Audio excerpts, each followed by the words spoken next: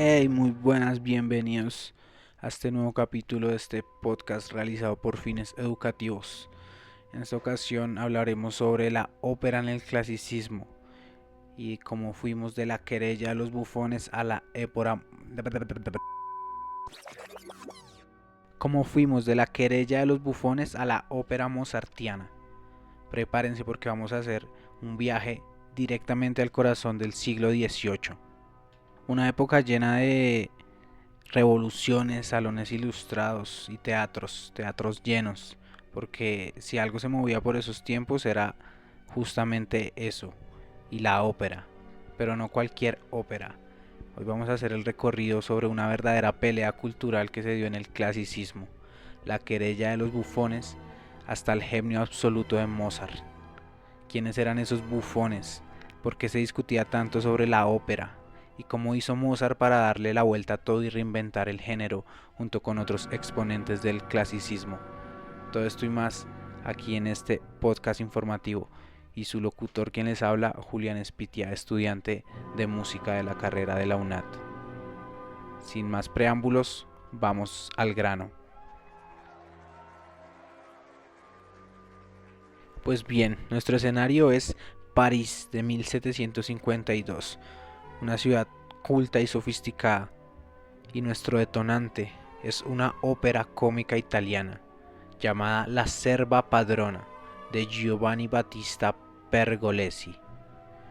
La obra fue un éxito, pero también trajo un gran escándalo, ya que en ese momento en Francia reinaba el drama lírico, donde se tocaban temas más profundos y serios, pero los italianos tenían otra propuesta. Su música era más ligera, sus situaciones eran cómicas, sirvientas que se burlaban de sus amos, toda una revolución de la escena. Y eso mismo encendió una guerra de ideas que se conoció como la querella de los bufones.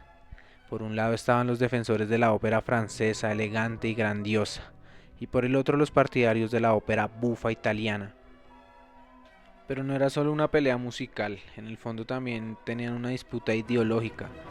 ¿El arte debe ser noble y elevar el espíritu o pueden reírse también de la vida cotidiana? La querella dejó esa huella, y el público empezó a interesarse más por las historias más humanas y cercanas y las emociones reales, y la ópera bufa empezó a ganar terreno en Europa.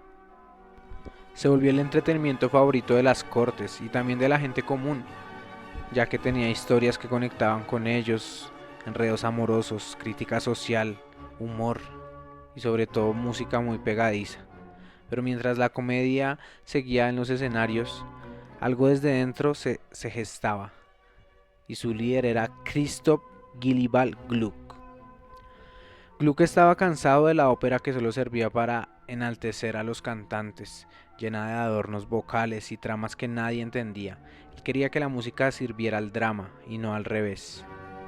Así que propuso una reformula a la ópera, dando unos puntos para tener en cuenta, donde simplificó las arias, redujo los virtuosismos, hizo que las orquestas, la voz en escena, contaran una sola historia con una fuerza emocional.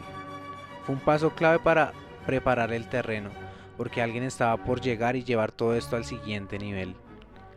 Y aquí es donde entra nuestra historia, el niño prodigio, el genio compositor, conocido y escuchado por muchos, Wolfgang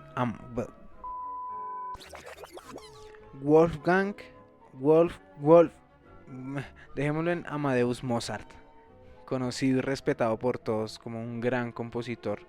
Fue el que llevó este género hacia el siguiente nivel, comprendiendo la ópera como ninguno, pensando que podría ser mucho más que un espectáculo. Mozart no se quedó debatiendo entre si la ópera debería ser seria o bufa, sino que realizó algo impensable para la época, y es que fusionó los dos estilos y los llevó a otro nivel. Sus personajes dejaron de ser simples para convertirse en personas de carne y hueso que tenían emociones y su propia psicología en cada personaje. Todo esto acompañado obviamente de la gran composición sonora que realizaba Mozart para el acompañamiento de todas las escenas. donde hablaban de amor, de poder, de engaños, de libertad, temas universales presentados con profundidad, pero también tenía comedia, momentos graciosos, momentos de relajación, momentos de tensión, todo con una maestría única, donde cada personaje tiene su voz propia y sus motivos musicales. La orquesta no los acompaña, sino que parece que dialoga, que es toda una narrativa también en la obra. Y así Mozart se convierte en una parte fundamental del clasicismo y de la ópera en el clasicismo.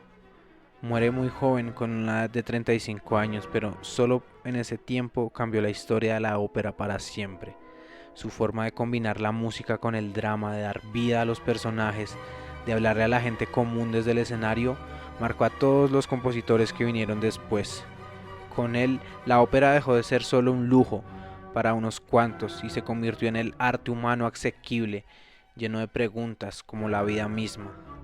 Siglos después, sus óperas siguen vivas, se siguen cantando y representando, porque cuando el arte es verdadero trasciende en el tiempo.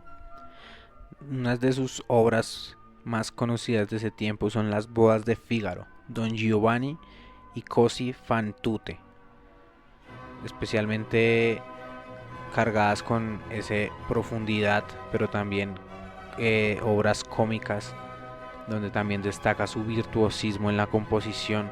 Realmente un trabajo muy completo que a día de hoy sigue valiendo la pena analizar y seguir escuchando y analizando la visión artística que tenía Mozart en su momento. Sin duda todo un genio prodigio.